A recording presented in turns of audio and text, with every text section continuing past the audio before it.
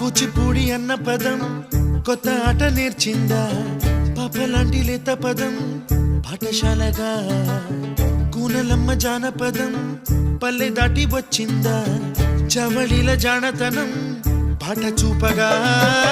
కుంచెలో దాగే చిత్రాలు ఎదురొచ్చేలా అంతటా ఎన్నో వర్ణాలు మంచులో దాగే చైత్రాలు బదులిచ్చేలా ఇంతలా ఏవో రాగాలు